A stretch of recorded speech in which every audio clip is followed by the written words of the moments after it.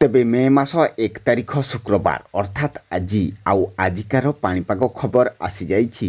ତେବେ ଆଜି ଓଡ଼ିଶା ରାଜ୍ୟର ସମସ୍ତ ଜିଲ୍ଲାରେ କାଳବୈଶାଖୀ ବର୍ଷା ପାଇଁ ସତର୍କ ସୂଚନା ଜାରି କରାଯାଇଥିବା ବେଳେ ଆଉ ସେଥିମଧ୍ୟରୁ 4ଟି ଜିଲ୍ଲାରେ ଅତି ପ୍ରବଳ ବର୍ଷା ସହିତ ପବନ କୁଆପଥର ମାଡ଼ ସହିତ ଘଡ଼ଘଡ଼ି ବିଜୁଳି ପାଇଁ ଅରେଞ୍ଜ ୱାର୍ଣ୍ଣିଂ ଜାରି କରାଯାଇଥିବା ବେଳେ ବାକି 26ଟି ଜିଲ୍ଲାଗୁଡ଼ିକୁ ୟେଲୋ ୱାର୍ଣ୍ଣିଂ ଜାରି କରିଛି ପାଣିପାଗ ବିଭାଗ।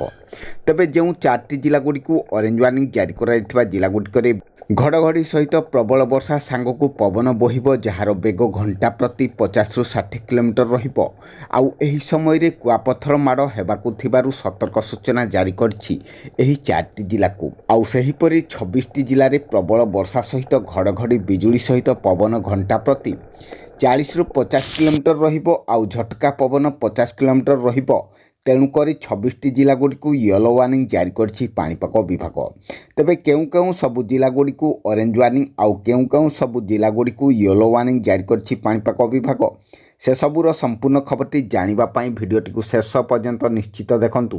ଆଉ ଯଦି ତା ପୂର୍ବରୁ ଆମ ଓଜିଏନ୍ ଓଡ଼ିଆ ଚ୍ୟାନେଲଟିକୁ ଏପର୍ଯ୍ୟନ୍ତ ସବସ୍କ୍ରାଇବ୍ କରିନଥିଲେ ଏବେ ହିଁ ସବସ୍କ୍ରାଇବ୍ କରିଦିଅନ୍ତୁ ଆଉ ପାଖରେ ଥିବା ବେଲ୍ ଆଇକନ୍ଟିକୁ ଦବାଇ ଦିଅନ୍ତୁ।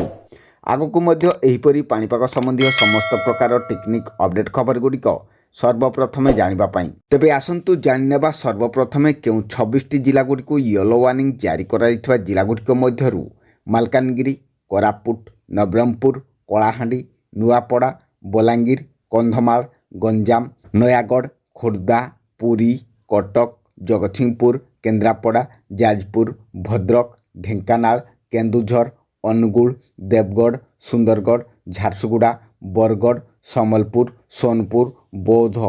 ଆଉ ସେହିପରି 4ଟି ଜିଲ୍ଲାଗୁଡ଼ିକୁ ଅରେଞ୍ଜ ୱାର୍ଣ୍ଣିଂ ଜାରି କରାଯାଇଥିବା ଜିଲ୍ଲାଗୁଡ଼ିକ ମଧ୍ୟରୁ ରାୟଗଡ଼ା, ଗଜପତି, ମୟୂରଭଞ୍ଜ, ବାଲେଶ୍ୱର। ଏହି 4ଟି ଜିଲ୍ଲାରେ କୁଆପଥର ମାଡ଼ ସନ୍ଧ୍ୟା ସୁଦ୍ଧା ହେବାର ସମ୍ଭାବନା ରହିଥିବାରୁ ସତର୍କ ସୂଚନା ଜାରି କରିଛି ପାଣିପାଗ ବିଭାଗ।